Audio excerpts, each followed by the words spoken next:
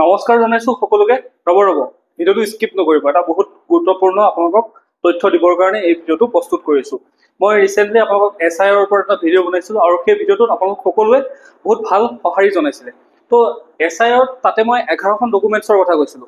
এতিয়া মই সেই 11খন ডকুমেণ্টছক লৈ পেলাই বহুতে আমাৰ এইখন নাই, সেইখন আছে, সেইখন আছে, এইখন নাই, এনেকুৱা ধৰণৰ কমেণ্ট কৰি আছে, মানে কনফিউজ হৈ আছে।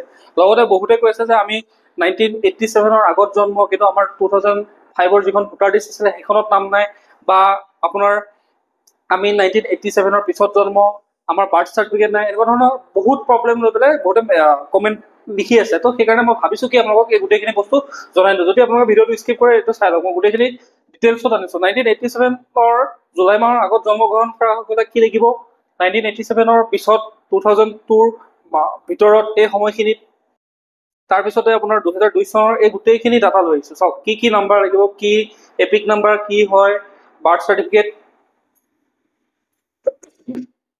চাৰ্টিফিকেট কেনেকৈ উলিয়াব, 2005 চনৰ ভোটাৰ লিষ্টখন কেনেকৈ ডাউনলোড কৰিব, A to Z, আৰু ক'তো আপোনালোকে ঘূৰি ফুৰিব নালাগে, ক'তো একো বিচাৰি হাবাথুৰি খাই থাকিব নালাগে। এইটো ভিডিঅ' যদি আপোনালোকে ভালকে চাই তেতিয়াহ'লে আপোনালোকৰ গোটেইখিনি ক্লিয়াৰ হৈ যাব। তো ফাৰ্ষ্ট কথাটো হ'ল কি, অকণমান জাষ্ট বেছিক ইন্ট্ৰডাকশ্যনটো দি আছো, চমু এটা আপোনালোকক পৰিচয়টো দি লৈছো। SIR মানে হৈছে স্পেচিয়েল ইণ্টেনচিভ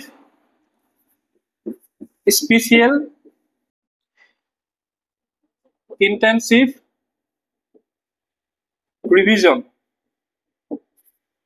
ঠিক আছে, SIR মানে হৈছে স্পেচিয়েল ইণ্টেনচিভ ৰিভিজন, আৰু ইয়াক যদি আমি অসমীয়ালৈ অনুবাদ কৰো তেতিয়াহ'লে বিশেষ নিবিড় পুনৰীক্ষণ বা বিশেষ পুংখানুপুংখ পুনৰীক্ষণ, এনেকুৱা ধৰণৰ এটা অনুবাদ হ'ব।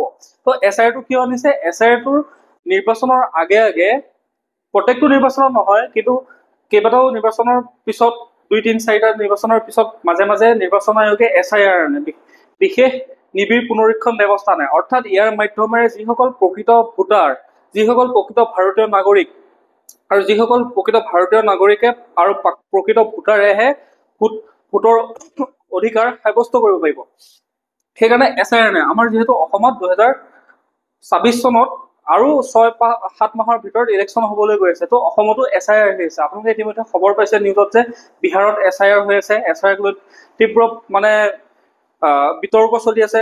কিছুমানে গৈ উচ্চতম ন্যায়ালয় পাইছে, আবেদন কৰিছে, কিবা কিবি অনেক বিতৰ্ক হৈছে। চৰকাৰ বিৰোধী, চৰকাৰৰ সকলোৱে মানে তীব্ৰ বিতৰ্কৰ সৃষ্টি হৈছে। তো সেইখিনি আমাৰ অসমতো তেনেকুৱা এটা পৰিৱেশ হ'বলৈ গৈ আছে, আহি আছে। এইটো পৰিৱেশ হ'ব, তীব্ৰ বিতৰ্কৰ সৃষ্টি হ'ব। তাৰ আগতে আপোনালোকে এই ভিডিঅ'টো চাই পেলাই গোটেই তথ্যখিনি ধুনীয়াকে আপোনালোকৰ যিখিনি ফাইল ভৰাই ৰাখে তাৰ বাকচত আপোনালোকৰ কাগজখিনি ভৰাই ৰাখক। তাৰপিছত ইলেকশ্যন কমিশ্যনৰ পৰা অৰ্ডাৰ আহিলে, ইতিমধ্যে 4 আগষ্টত অৰ্ডাৰটো দিছিলে, আৰু 15-20 দিনৰ পিছৰ পৰাই এই কামটো ষ্টাৰ্ট হ'ব। তো এই কামটো ষ্টাৰ্ট হোৱাৰ আগতে আপোনালোকে গোটেই ডকুমেণ্টছখিনি ক্লিয়াৰ কৰি ৰাখক। তাৰপিছতে আপোনালোকৰ ওচৰলৈ BLO আহিব, তাৰপিছতে ERO আহিব। সেই গোটেইখিনি যেতিয়া বিষয়ে আহিব, ধুনীয়াকৈ এখন কাগজ উলিয়াই দিয়ক, একদম বিন্দাছ থাকক। তো বিন্দাছ থাকিবৰ কাৰণে বিন্দাছকে ভিডিঅ'টো চাওক। কথাটো হ'ল কি, স্পেচিয়েল ইণ্টেনচিভ ৰিভিজনৰ অধীনত আপুনি কি কি তথ্য প্ৰমাণ দিব লাগিব, সেই তথ্য প্ৰমাণটো দিবৰ কাৰণে 3টা স্তৰত বস্তুখিনি ভাগ কৰা হৈছে। 3টা স্তৰত বস্তুখিনি ভাগ কৰা হৈছে। ধৰি লওক মই এজন আপোনাৰ বুথ লেভেল অফিচাৰ, ঠিক আছে, বুথ পৰ্যায়ৰ বিষয়া। সিদিনাখন মই এইটো বুথটো ব্লগ বুলি কৈ পাইছিলো, ভুলবশতঃ মানে উৎপাতত ভিডিঅ'ত কি ওলাই গ'ল, ধৰি লওক ব্লগটো বুথ হিচাপে কৰিবলৈ বহুতে কমেণ্ট কৰিছে। একচুৱেলি সেইটো বুথে হয়, মোৰ ভুলবশতঃ ওলাই গৈছিল। ঠিক আছে, তাৰপিছতে কথাটো হ'ল মই এজন ধৰি লওক বুথ লেভেল অফিচাৰ বা ERO ইলেক্ট্ৰল ৰেজিষ্ট্ৰেশ্যন অফিচাৰ। তো সেই মই আপোনাৰ ঘৰত গ'লে কি কি ডকুমেণ্টছ আপোনাক মই বিচাৰিম, কোনকেইটা বস্তুৰ ওপৰত ভিত্তি কৰি পেলাই মই আপোনাক ডকুমেণ্টছ বিচাৰিম। প্ৰথম কথাটো হ'ল কি, মই কৈছোঁ 3টা স্তৰত ভাগ কৰিছে। প্ৰথমটো হৈছে 1987 চনৰ জুলাই মাহৰ পৰা,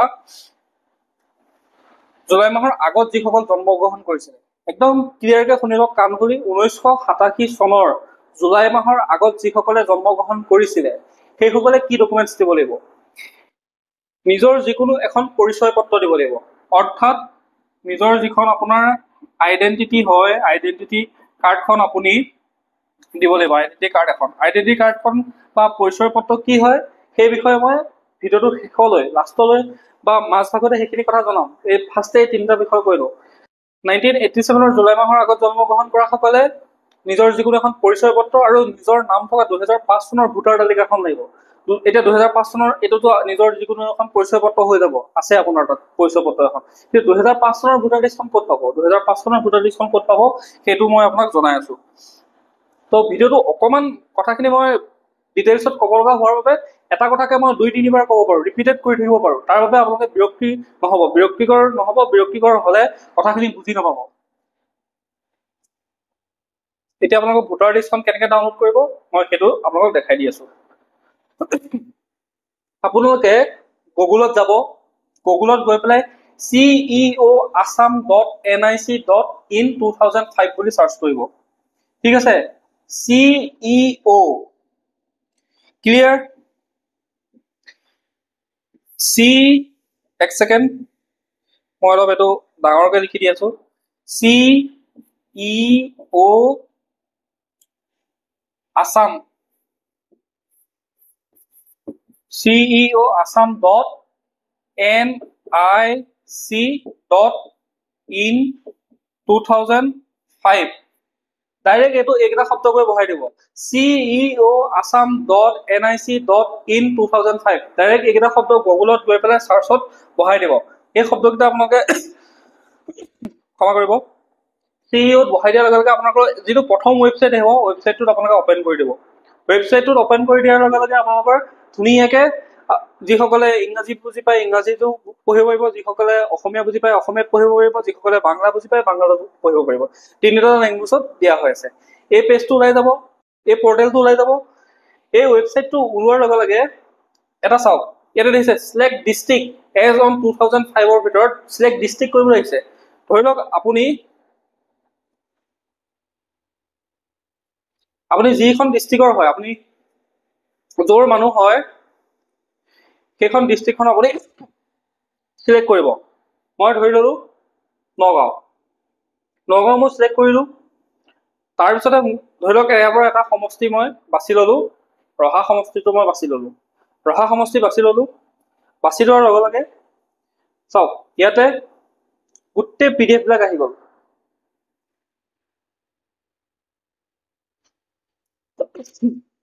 ইয়াতে গোটেইখিনি PDF আহি গ'ল। ইয়াৰ পৰা মই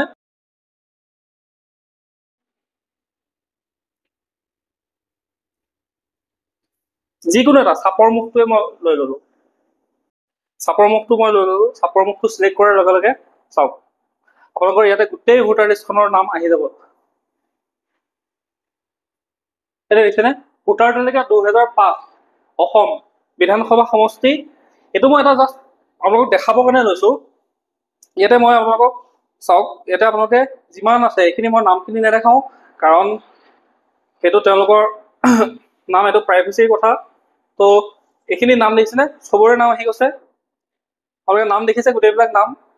গোটেই PDFটোত যদি চাই সেই যোনটো ৱাৰ্ড আছে সেই ৱাৰ্ডটোৰ গোটেইখিনি মানুহৰে নাম আহি গৈছে। ঠিক আছে, ক্লিয়াৰ হ'ল?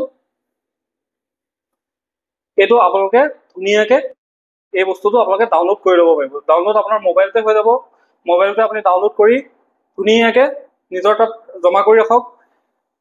কৰি ৰখাৰ পিছত আপোনাৰ সেই কামখিনি কৰিবলৈ সুবিধা হ'ব। ঠিক আছে, বুজি পালে? এতিয়া কোনো প্ৰব্লেম নাই, ক'তো ঘূৰি ফুৰিব নালাগে। ধুনীয়াকে গৈ CEO Assam.nic.in2005 বুলি চাৰ্চ কৰি দিব, ধুনীয়াকে আহি যাব। ভোটাৰ লিষ্টৰ জামেলা শেষ। এতিয়া নিজৰ যিকোনো এখন পৰিচয় পত্ৰক লৈ পেলাই কি হৈ আছে, পৰিচয় পত্ৰখনক লৈ কোনোবাই Aadhaar card, ration card, voter card তেনেকুৱাক লৈ এটা বিতৰ্ক হৈ আছিলে। মই আগৰ ভিডিঅ'টো দিছিলোঁ যে Aadhaar card, ration card, voter card এইকেইখন একচেপ্ট নকৰে বুলি, কাৰণ নিৰ্বাচন আয়োগে এইকেইখন বস্তু একচেপ্ট নকৰোঁ বুলি কৈছিলে। কিন্তু উচ্চতম ন্যায়ালয়ত যেতিয়া গোচৰ দিলে, উচ্চতম ন্যায়ালয়ে প্ৰথমতে দিছিলে যে আধাৰ বা এইখনক একচেপ্ট কৰা নহ'ব। কিন্তু এতিয়া উচ্চতম ন্যায়ালয়ে কৈছে যে আধাৰখনক আইডেন্টিটি প্ৰুফ হিচাপে একচেপ্ট কৰিব পাৰিব। সেইটো উচ্চতম ন্যায়ালয়ে যিহেতু জনালে, এতিয়া আকৌ আধাৰখন ভেলিড ডকুমেণ্ট হৈ পৰিলে। ঠিক আছে, তাৰপিছতে আপোনাৰ নেক্সট ষ্টেপটো হৈছে যোনসকল 1987 চনৰ জুলাই মাহৰ পৰা 2002 চনৰ ডিচেম্বৰৰ ভিতৰত জন্মগ্ৰহণ কৰিছিলে, অৰ্থাৎ 1987 1987 চনৰ পৰা 1987 চনৰ পৰা 2002 চনৰ 1987 পৰা 2002 চনৰ ভিতৰত যিসকল জন্মগ্ৰহণ কৰিছিলে তেওঁলোকে কি ডকুমেণ্টছ দিব লাগিব? তেওঁলোকে নিজৰ যিকোনো এখন পৰিচয় পত্ৰ কি দিব লাগে মই গোটেইখিনি জনাই আছো। বাসস্থানৰ প্ৰমাণ পত্ৰ কি দিব লাগে সেইখিনি মই জনাই আছো। তো তাৰ কাৰণে চিন্তা কৰিব নালাগে, ভিডিঅ'টো কমপ্লিট চাই থাকক। জন্মৰ প্ৰপত্ৰ অৰ্থাৎ বাৰ্থ চাৰ্টিফিকেটখন লাগিব। বাৰ্থ চাৰ্টিফিকেটখন যদি বহুতৰে বাৰ্থ চাৰ্টিফিকেট আছে, বহুতৰে বাৰ্থ চাৰ্টিফিকেট নাই, তো বাৰ্থ চাৰ্টিফিকেটৰ কাৰণে দুখন ডকুমেণ্টছৰ প্ৰয়োজন। এখন হৈছে আপোনাৰ যদি মেট্ৰিক দিছিলে, মেট্ৰিক দিয়াত আপোনাৰ যিখন এডমিট কাৰ্ড আছিলে, এডমিট কাৰ্ডখনত আপোনাৰ বাৰ্থ ডেটটো দিয়া আছিলে, সেইখন হৈ যাব। যদি আপোনাৰ বাৰ্থ চাৰ্টিফিকেট নাই তেতিয়াহ'লে আপুনি এটা কাম কৰিব, চৰকাৰী দুটা ৱেবছাইট আছে, এটা হৈছে সেৱা পৰ্টেল আৰু আনটো হৈছে ই ডিষ্ট্ৰিক্ট, দুটা পৰ্টেল আছে। তো আপুনি সেই দুটা পৰ্টেলত গৈ পেলাই এপ্লাই কৰাৰ পিছত আপুনি বাৰ্থ চাৰ্টিফিকেটখন পাব। কিন্তু এইটো ভুল নবুজিব যে আপুনি এপ্লাই কৰিলে আপোনাৰ ঘৰত আহি পেলাই বাৰ্থ চাৰ্টিফিকেটখন বা PDF আকাৰে আপোনাৰ বাৰ্থ চাৰ্টিফিকেটখন আহি গ'ল, তেনেকুৱা নহয়। আপুনি সেই সেৱা পৰ্টেল বা ই ডিষ্ট্ৰিক্টত আপুনি নিজে কৰাতকৈ মই ছাজেষ্ট কৰোঁ ধুনীয়াকৈ CSC চেণ্টাৰ ওচৰত ভাল কম্পিউটাৰ জনা ল'ৰা ছোৱালী যাৰ দোকান আছে আৰু ধুনীয়াকৈ দোকানখনত যাওক, গৈ পেলাই আপুনি কওক যে মোক বাৰ্থ চাৰ্টিফিকেটৰ কাৰণে ৰেজিষ্ট্ৰেশ্যন কৰি দিয়ক, আৰু তেখেতে আপোনাক ধুনীয়াকৈ বাৰ্থ চাৰ্টিফিকেটৰ সেই পৰ্টেলকেইটাত গৈ পেলাই ৰেজিষ্ট্ৰেশ্যন কৰি দিব। ৰেজিষ্ট্ৰেশ্যন কৰাৰ পিছত আপোনাৰ চৰকাৰী যি ওচৰৰ প্ৰাথমিক চিকিৎসা কেন্দ্ৰ আছে, চৰকাৰী যি চিকিৎসালয় আছে বা জইণ্ট ডিৰেক্টৰ অফিচ যদি আছে, সেই তাতহে আপুনি সেই কাগজখন উলিয়াব পাৰিব। সেই যে অনলাইন এপ্লাই কৰিছিলে, অনলাইন এপ্লাই কৰাৰ পিছত আপোনাৰ যিখন ৰেজিষ্ট্ৰেশ্যন কাগজ দিয়া হ'ল সেইখন নি পেলাই আপুনি সেই কাষৰ য'ত আপুনিতো জানিব সেইটো কথা, কাষৰ চৰকাৰী কোনখন আপোনাৰ চিকিৎসালয় বা প্ৰাথমিক চিকিৎসা কেন্দ্ৰ আছে, সেই চিকিৎসা কেন্দ্ৰত গৈ পেলাই তাতে সেইখন জমা দিব। জমা দিয়াৰ পিছত তেওঁলোকে আপোনাক ক'ব যে যদি হয় সেইটো অফিচতে হ'ব, নহয় ক'ত গৈ পেলাই জমা দিলে হ'ব সেইটো আপোনাক তাত জনাই দিব। ঠিক আছে, সকলোৰে জিলাই বস্তুবিলাক অলপ বেলেগ হৈ যায়, কিছুমানে সেইটো অফিচতে কৰি দিয়ে, কিছুমানে জইণ্ট ডিৰেক্টৰ অফিচত পঠাই দিব, তো তেনেকুৱা ধৰণৰ হৈ থাকে। ক্লিয়াৰ হ'ল? নেক্সটটো হৈছে পিতৃ মাতৃৰ পৰিচয় পত্ৰ।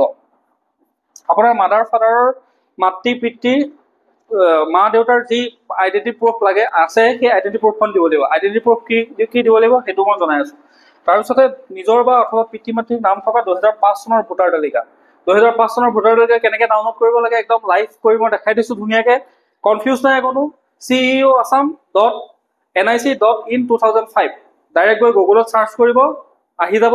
নিজৰ সমষ্টিৰ নাম দিব, নিজৰ গাঁৱৰ নাম দিব, তাত যি আহে আৰু আপুনি যোনখন স্কুলত ভোট দিয়ে সেই নামটো দিব, দিয়াৰ লগে লগে আপোনাৰ ভোটাৰ লিষ্টখন আহি যাব। ঠিক আছে, ক্লিয়াৰ হ'ল? তো এইটো হৈছে 1987 জুলাই মাহৰ পৰা 2002 চনৰ ভিতৰত যিসকলে জন্মগ্ৰহণ কৰিছিলে। তাৰপিছত নেক্সটটো হৈছে আপোনাৰ 2002 চনৰ পিছত জন্মগ্ৰহণ কৰাসকল। 2002 চনৰ পিছত জন্মগ্ৰহণ কৰাসকলক কি দিব লাগিব? 2002 চনৰ পিছত জন্মগ্ৰহণ কৰাসকলে নিজৰ যিকোনো এখন পৰিচয় পত্ৰ, আইডেণ্টি কাৰ্ডখনটো দিবই লাগিব। তাৰ লগতে জন্মৰ প্ৰপত্ৰ 2002 চনৰ পিছত জন্মগ্ৰহণ কৰা 99% মানুহৰে জন্মৰ প্ৰমাণপত্ৰ আছে। যিসকল 90 আগৰ আছিলে, আগৰ জেনেৰেশ্যনটোৰ অলপমান জন্মৰ প্ৰমাণপত্ৰ সেই সময়ত তেনেকুৱা ওলোৱাৰ পৰিৱেশ নাছিলে, জন্ম প্ৰমাণপত্ৰ মা দেউতাহঁতে উলিয়াব লাগে বুলি তেনেকুৱা হেৰি নাছিলে, সচেতনতা নাছিলে। সচেতনতা নথকাৰ ফলত সেই সময়ত বহুতৰ জন্ম প্ৰমাণপত্ৰ নাথাকিব পাৰে। সেইকাৰণে মই কৈছোৱে ধুনীয়াকৈ গৈ CSC চেণ্টাৰত যাওক, গৈ পেলাই ধুনীয়াকৈ ৰেজিষ্ট্ৰেশ্যন কৰি পেলাই আপোনালোকে জন্মৰ প্ৰমাণপত্ৰখন উলিয়াই ল'ব পাৰিব। ঠিক আছে, তাৰপিছতে আপোনাৰ জন্মৰ প্ৰমাণপত্ৰ 2002 চনৰ পিছত জন্মগ্ৰহণ কৰা সকলোৰে আছে। পিতৃ মাতৃ উভয়ৰ পৰিচয় পত্ৰ, পিতৃ মাতৃৰ আইডেণ্টি প্ৰুফ থকা ডকুমেণ্টছখনৰ প্ৰয়োজন হ'ব। কি ডকুমেণ্টছ লাগে জনাই আছো। পিতৃ মাতৃৰ নাম থকা 2005 চনৰ ভোটাৰ তালিকা। 2005 চনৰ ভোটাৰ তালিকা কেনেকৈ ডাউনলোড কৰিব লাগে লাইভ কৰি দেখালো। তাৰপিছতো আপোনালোকৰ কনফিউজ যে হৈ থাকিব সেইটো মই নাভাবো বা মোৰ মনে নধৰে ইমানখিনি ডিটেইলছত কোৱাৰ পাছতো। ঠিক আছে, এইখিনি ডকুমেণ্টছ হ'ল।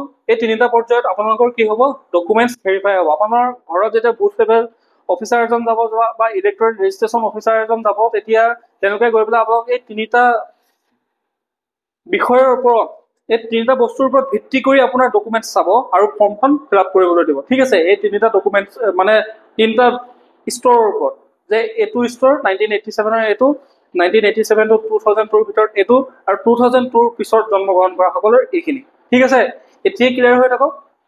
ক্লিয়াৰ হৈ থাকিলে আপোনাৰ অসুবিধা নাই। তাৰপিছতে এইটো হৈছে আপোনাৰ আইডেন্টিটি প্ৰুফ। আইডেন্টিটি প্ৰুফ সুধি আছিলে ন, আইডেন্টিটি প্ৰুফ কি কি লাগিব কি কি নালাগে। তো আইডেন্টিটি প্ৰুফটো মই আপোনালোকক ধুনীয়াকৈ এটা বুজাই দি আছো।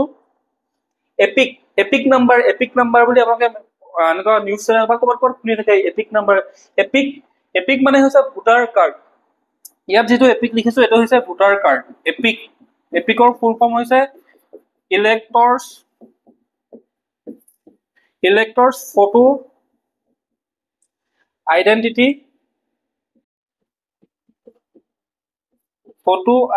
কাৰ্ড। ঠিক আছে, ইলেক্টৰ্ছ ফটো আইডেন্টিটি কাৰ্ড।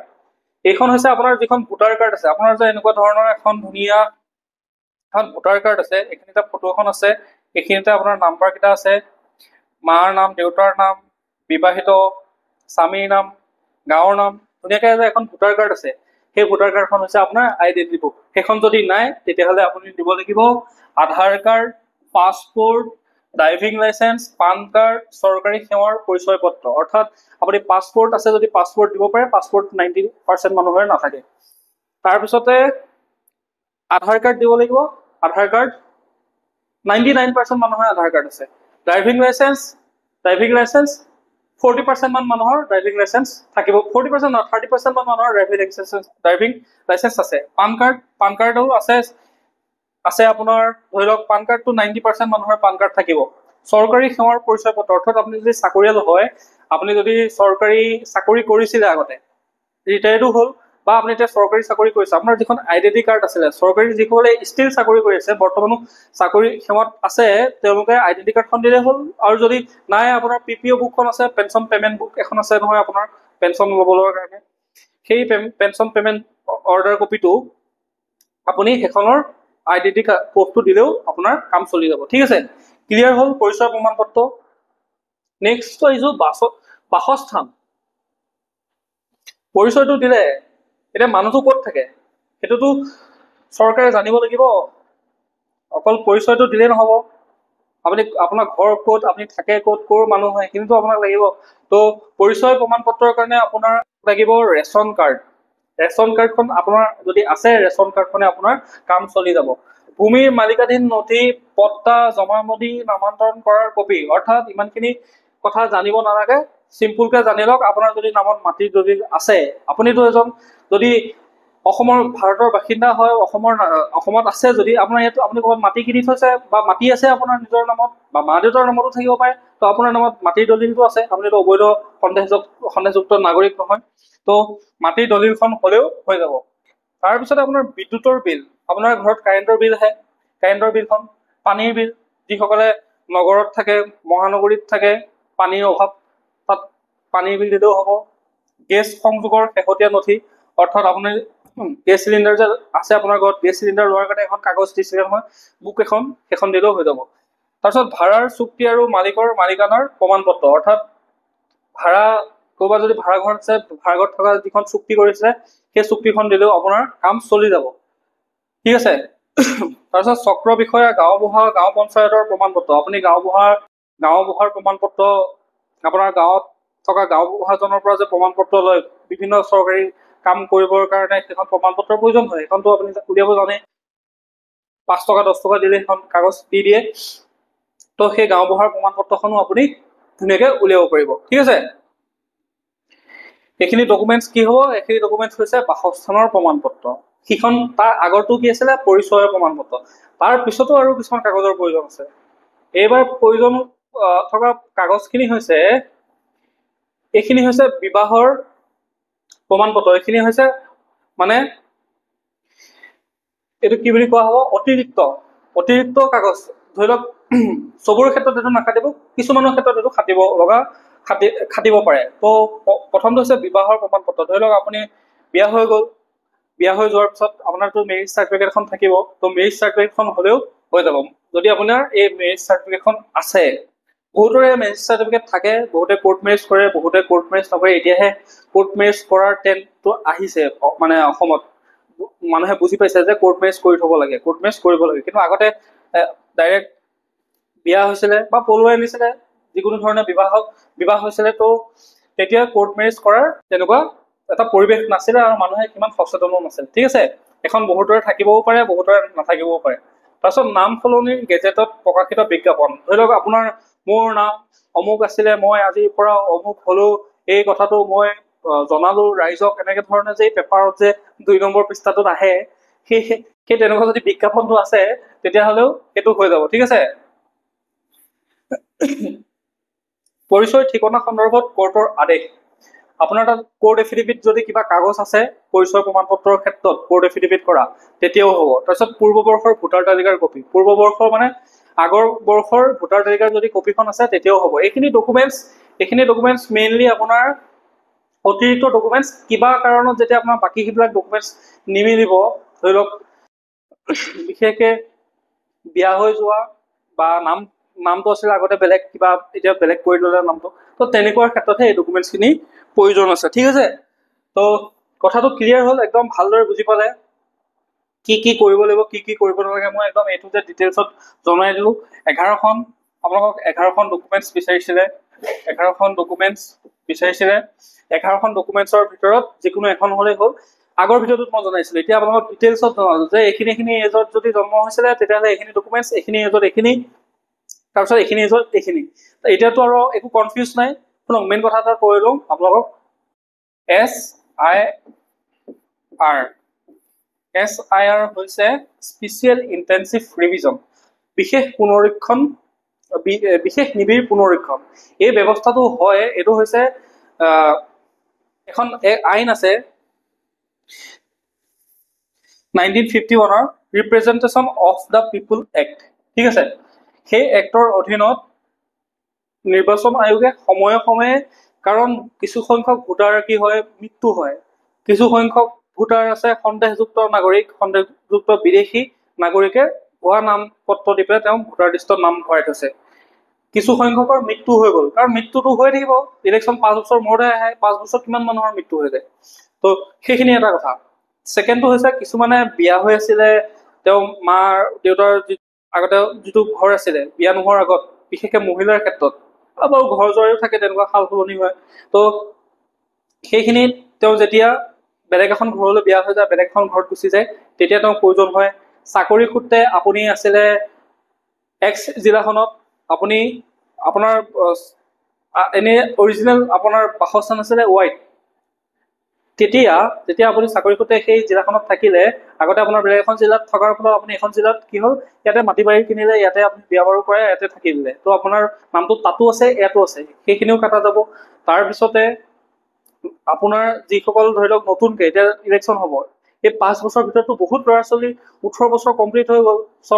সংবিধানত কোৱা আছে যে 18 বছৰ বয়সৰ হোৱাৰ পিছতে ভোটাধিকাৰ সাব্যস্ত কৰিব পাৰে, সংবিধানত যিহেতু এইটো কোৱা হৈ আছে। তো সেই 5 বছৰ বহুতৰতো 18 বছৰ হৈ গ'ল বা 18 বছৰতকৈ বেছি হৈ গ'ল, তো সেই সকলৰ নাম ইয়াত সংযোগ কৰিব লাগিব, সেইকাৰণে এই ব্যৱস্থাটো কৰা হয়। ঠিক আছে।